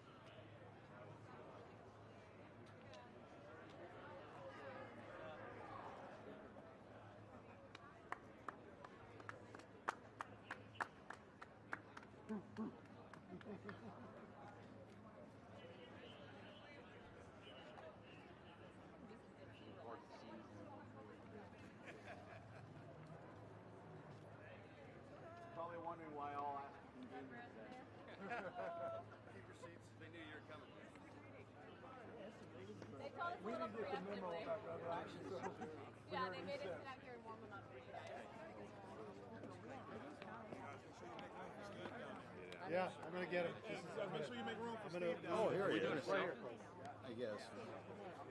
I gotta smile. Oh, I didn't know that. He's down here. Make room for Steve down here. You got a space for him. No man left behind. Emma went to a press conference or a meeting.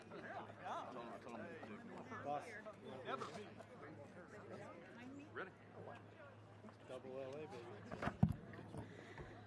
On behalf of the House Republican Conference, we are unified and so proud to have elected Mike Johnson as Speaker of the People's House.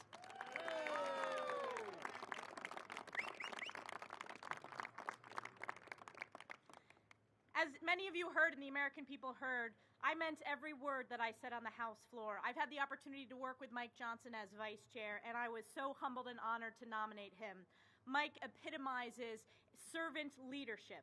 He is humble, but he is strong. He is well respected, not only across this conference, but across this great nation. And we know the stakes. We know that we were sent here on behalf of the American people to serve as their voice, to stand up for them, to push back on the failed far-left agenda of single-party Democrat rule led by Joe Biden.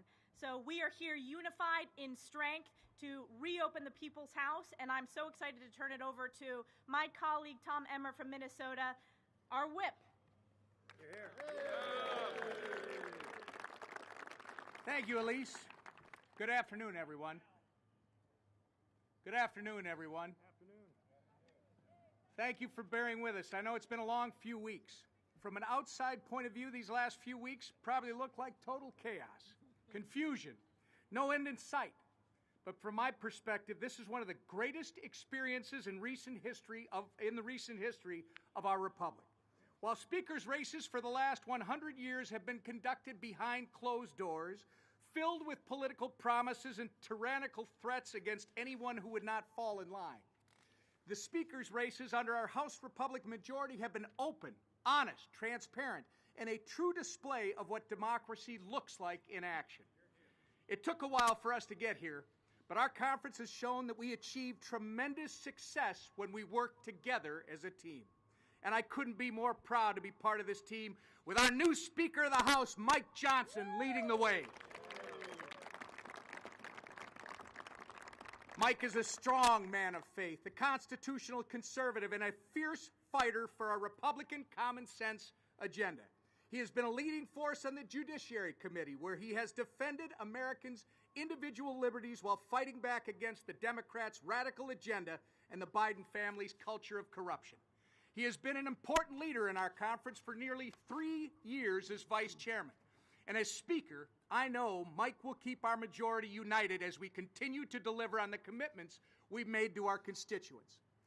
We've had some challenging times around here these last few weeks, but our country has endured challenging times before. And I have zero doubt that we will again. Not only will we survive, we're going to come out stronger and better because of it. And the American people can be rest assured that with Speaker Mike Johnson at the helm, our House Republican majority will keep fighting to unapologetically stand with Israel, rein in Washington's reckless spending, secure our border, and force the Biden White House and Schumer Senate along with us as we govern.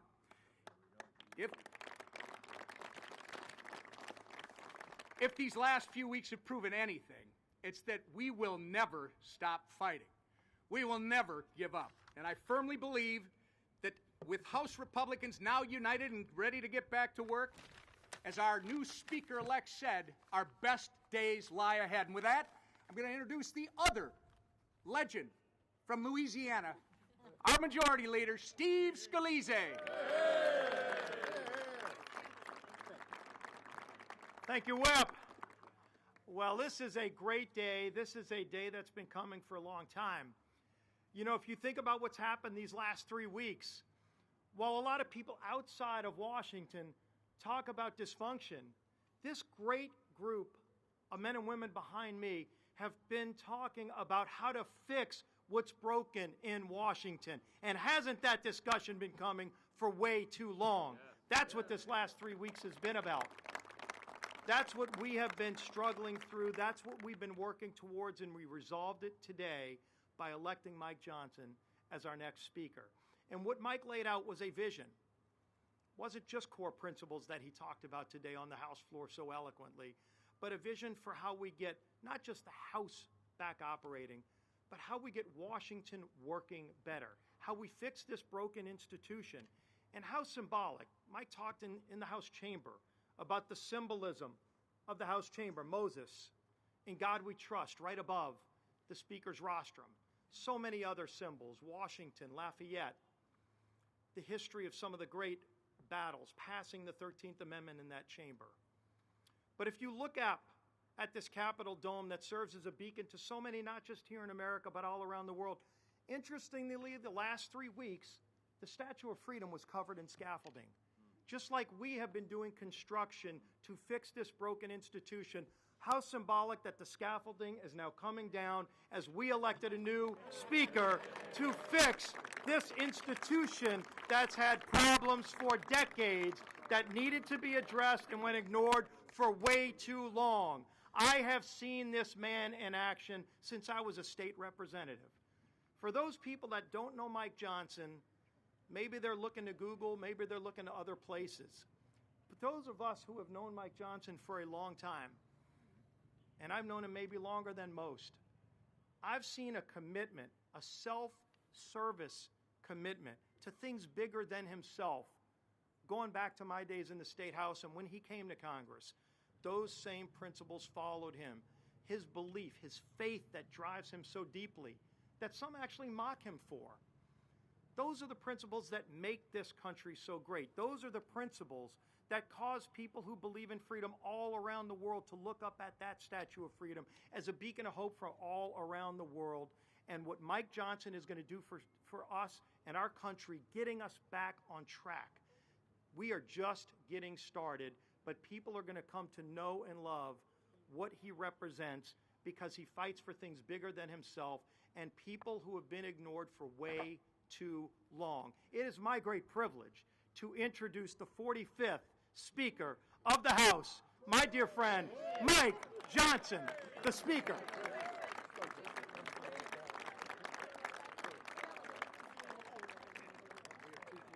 Thank you, Stephen, and thank you, Tom and Elise. This is an extraordinary team that has been assembled here to serve the American people. Steve Scalise represents so much in our home state of Louisiana. One of the things he truly represents is perseverance and hope.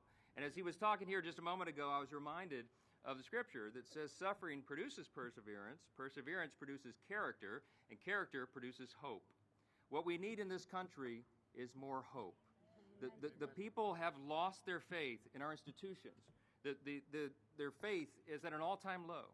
And one of the reasons they've lost it is because the Congress, over the years, has not delivered for the American people well enough. We're in the majority right now. We've gone through a little bit of suffering. We've gone through a little bit of character building. And you know what it's produced? More strength, more perseverance, and a lot of hope. And that's what we're about to deliver to the American people.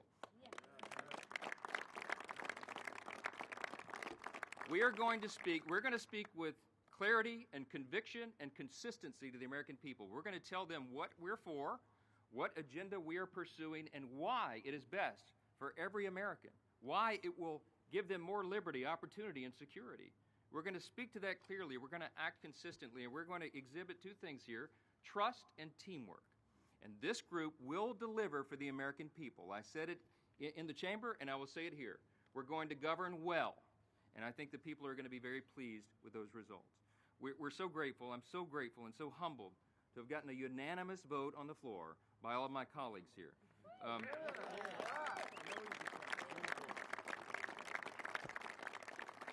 We went through a lot to get here, but we are ready to govern, and that will begin right away. You've all heard me talk a lot today, and I'm not going to belabor the point because the sun is bright and it's too warm for the fall. But I'll say this. We're going to dispense with all the usual ceremonies and celebrations that traditionally follow a new speakership because we have no time for either one. The American people's business is too urgent in this moment. The hour is late, the crisis is great. In America, we hear you. And we are reporting again, as I said in there, to our duty stations. That will begin in just a few moments. This entire group is going to go back to the House floor, and we are going to pass our resolution in support of the nation of Israel, our closest ally in the Middle East. You're going to see an aggressive schedule in the days and weeks ahead. You're going to see Congress working as hard as it's ever worked, and we are going to deliver for the American people. I'm grateful for this opportunity. I want to thank you for being patient with us, and I promise you it'll be worth it. God bless you. God bless you.